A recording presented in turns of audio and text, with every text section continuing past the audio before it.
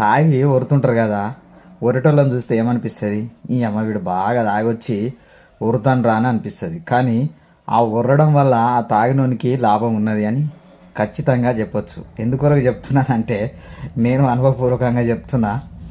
రాత్రి ఏమైందంటే వాళ్ళది వేరే విషయమై చాలా రోజుల నుంచి అడుగుతాడు, రారాదు అట్లా పోయేద్దాం అని అంటే నేను రానని ఒక 4-5 సార్లు తప్పించిన. ఇక తప్పే పరిస్థితి లేదు, రోజు అబద్ధం ఆడాలంటే అయితే లేదు అని చెప్పి సరే పోదాంపా అని చెప్పి సాయంత్రం 6-7 గంటలకు పోయినాం అనుకోరాదు.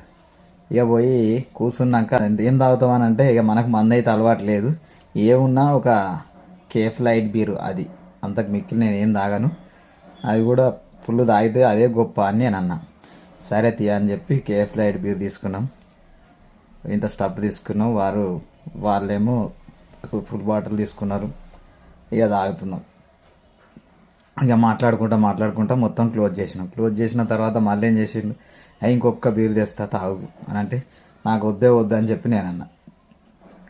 అయితే ఇక మాటలు కలిసి చిన్నగా గొడవ స్టార్ట్ అయింది. ఇక నువ్వు అట్లా చేసినావు, నేను ఇట్లా చేసినా, నువ్వేమో చక్కననువా, మొన్నటి పంచాయతీలకు అట్లా మాట్లాడినావు, ఈ పంచాయతీలకు ఇట్లా మాట్లాడినావు, ఇక నువ్వు సిటీల పేరుతోటి మస్తు మందిని ముంచినావు, ఇవాళ నువ్వు పెద్దగా అయినావు అని చెప్పి నాకు వేరే వాళ్ళు కౌంటర్ ఇస్తాను. మంచిదే కదా, ఇక మా 6 నెలలకు ఒక్కసారి చిట్టి రాస్తే అందులోకి నాకు ఇచ్చేదంతా 150 నుంచి 200 రూపాయలు రాసినందుకు ఇస్తారు.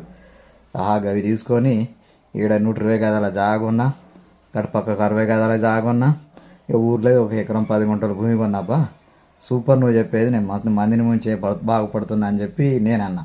ఇక అట్లనే వాదులాడుకుంటా ఉన్నాం. అయితే ఇంకొక బీరు కూడా తెచ్చిండు, ఇక మాటలలో మాట.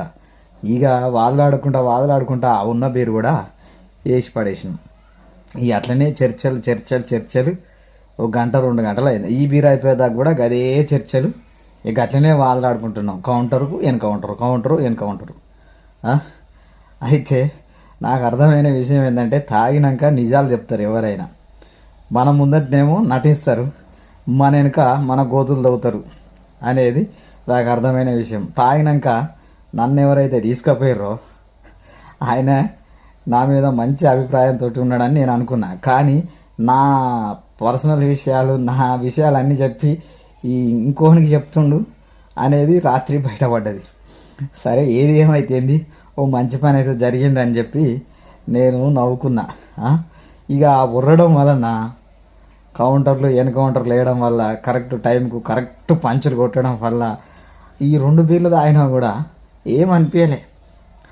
ఇక అనుకున్నా నైటు ఇక తలకాయకు పడుతుందిరా, తెల్లారంగా ఇక నా బాధ చూడాలి, 1 బీరు తాగితేనే తలకాయ పడుతుంది, 2 బీర్లు తాగినాయి ఇక తెల్లారంగా నాకు పక్కా తలకాయకి ఎక్కుతుంది, ఇక మళ్ళీ 3-4 రోజులు తలకాయ పెట్టుకొని కూర్చోవాలి, ఇక జన్మం రుద్దుకోవాలరా అనుకున్నా. కానీ ఇక చూడు రాత్రి వేసినా కదా, ఇప్పుడు ఎంత ఫ్రీగా ఉన్నా, అసలు ఆ తలనొప్పే లేదు. అని అమ్మాయి ఇదేంద్ర బాబు అని అనుకుంటే, ఓహో తాగింది 2 బీర్లు, ఒర్రింది 2 గంటలు, దానికి సమానం అయిపోయింది. అందుకే ఈ తాగినోళ్ళు ఒకటే ఒర్రుడు ఒరితే ఆ మందు అనేది కిక్ అనేది దిగిపోతుంది అన్నమాట అని నాకు అనుభవపూర్వకంగా అర్థమైంది. మీకు కూడా ఇట్లాంటి అనుభవాలు ఎదురైతే ఒకసారి నాకు కామెంట్ చేయండి.